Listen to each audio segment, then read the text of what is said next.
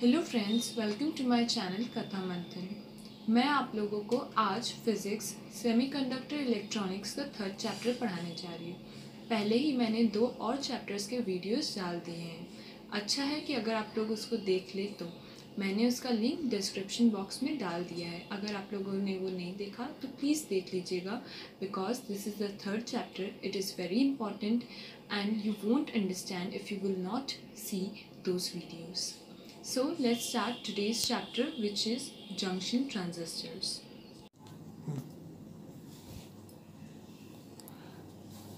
Junction transistor. A junction transistor is a 3-element semiconductor device consisting of 2 p-n junctions formed by sandwiching a single layer of doped semiconductor n-type or p-type between 2 thick similar layers of opposite type p or n. So friends, what does this device mean? Junction transistor is a 3-layer device. 3-layer device मतलब suppose I mean to say it has a 3 layers. One is emitter, one is base and the third one is collector. जो junction transistor होता है उसमें 3 layers होते हैं. एक का नाम एमिटर होता है, एक का नाम बेस होता है, एक का नाम कलेक्टर होता है. वो लोग डोप्ड होते हैं. आई mean to say they are doped semiconductors. N type or P type. I mean to say this middle one decides what will be the emitter and what will be the collector. If it is N type, then these will be P type semiconductors, and if this is P type, then these would be N type semiconductors. So we have 2 types of transistors: PNP transistors, NPN transistors. Okay. PNP transistor. It consists of a very thin slice of N-type semiconductor sandwiched between 2 small blocks of P-type semiconductor. The central slice is called base, B, while the left and right blocks are called emitter and collector respectively. जैसा कि मैंने आप लोग को बोला, ये बीच वाला layer base होता है, ये कलेक्टर और ये एमिटर. ये अगर एन टाइप होता है तो ये पी टाइप सेमीकंडक्टर होता है और ये भी पी टाइप सेमीकंडक्टर होता है. The emitter is given a positive potential while the collector is given a negative potential with respect to the base. Emitter positive potential से कनेक्टेड रहता है, जैसा कि आप लोग देख रहे हैं पॉजिटिव पोटेंशियल से एमिटर कनेक्टेड है, लेकिन कलेक्टर कनेक्टेड रहता है नेगेटिव पोटेंशियल से.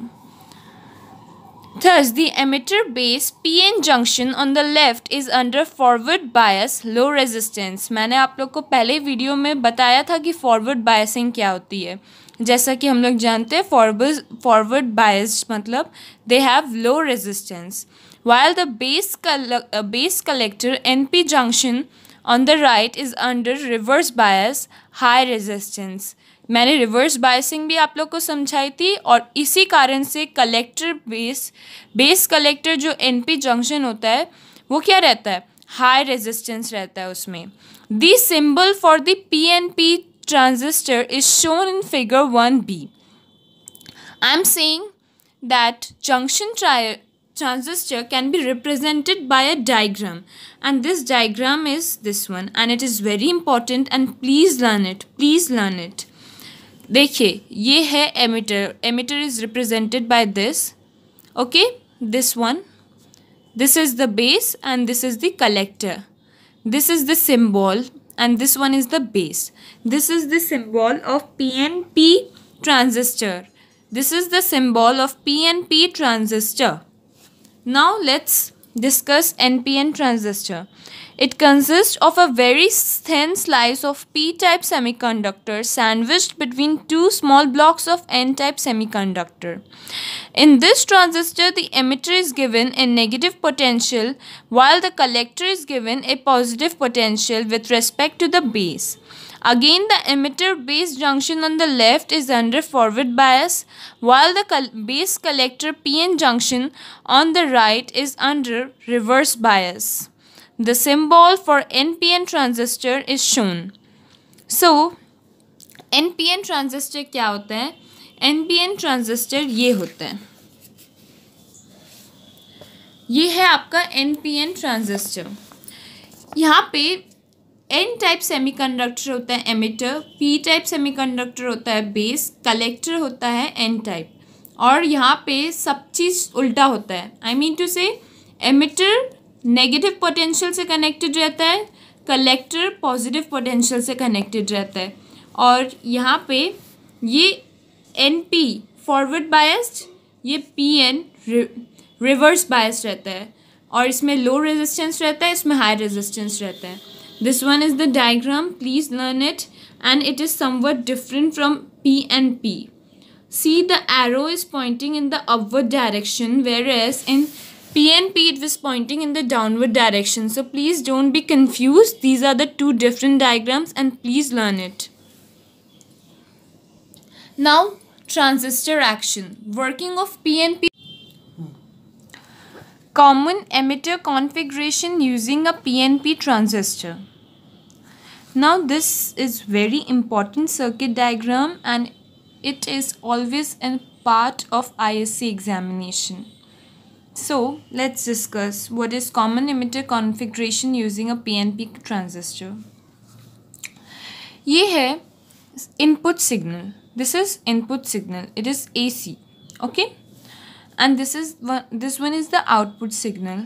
Now you can see that this one यहाँ पे जो मतलब input signal है, ये एक सिग्नल जो है और वो जो आउटपुट सिग्नल है वो एम्पलीफाइड वर्जन में। आई मीन टू से ये इसका जो एम्पलीट्यूड है वेव का जो एम्पलीट्यूड है, and what do you mean by amplitude? Amplitude is this distance.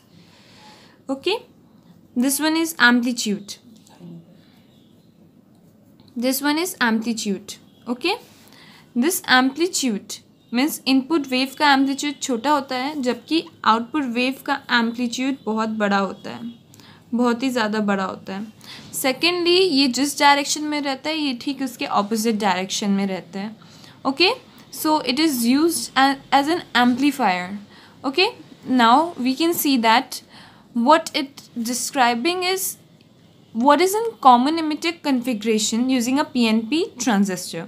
So I'm going to elaborate the working of such PNP transistor. Okay, उससे पहले मैं आप लोग को ये बता दूँ, जैसा कि आप लोग देख सकते हैं मैंने आपको अभी जस्ट एक्सप्लेन किया है, ये नेगेटिव पोटेंशियल है and it is connected to the collector and this is connected to the emitter. Okay, the first half of the input voltage signal is positive as the base is negative with respect to the emitter. The positive half cycle of input signal reduces the forward biasing of base emitter circuit. During the positive half cycle of the AC input voltage signal, the output voltage signal at collector undergoes a negative half cycle. इसका मतलब क्या हुआ? जब first half cycle of input voltage signal is positive, मैं आप लोग को AC में आप लोग को इलेबोरेटली समझाऊंगी कि what is the first half cycle of AC current, what is the second half cycle of AC current. But मैं आपको ये याद दिलाना चाहती हूँ कि हम लोग क्लास 10th में भी ये पढ़े हैं that what is AC current and how does it produces two half cycles in a single time period. तो मैं यही आपको अच्छे से बता दे रही हूँ कि first half cycle input voltage signal is positive as the base is negative with respect to the emitter. Okay, ठीक है, तो यहाँ पे सिग्नल वोल्टेज जो होता है वो पॉजिटिव होता है और बेस नेगेटिव होता है with respect to emitter. The positive half cycle of input signal reduces the forward biasing. The positive half cycle of input signal, इसका मतलब जो पॉजिटिव हाफ साइकिल जो है वो इनपुट सिग्नल को रिड्यूस कर देती है through the procedure of forward biasing of base emitter circuit.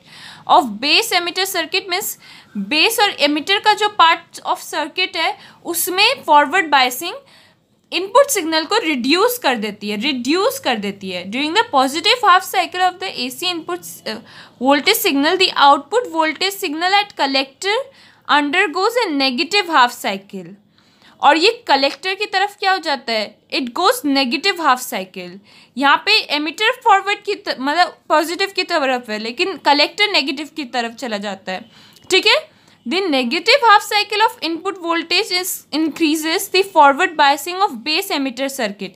ये नेगेटिव हाफ साइकिल कलेक्टर का क्या करता है, एमिटर का फॉरवर्ड बायसिंग को इंक्रीज कर देता है, ओके, इंक्रीज कर देता है, इसलिए we get the amplitude greater, we get the greater amplitude of the wave, okay.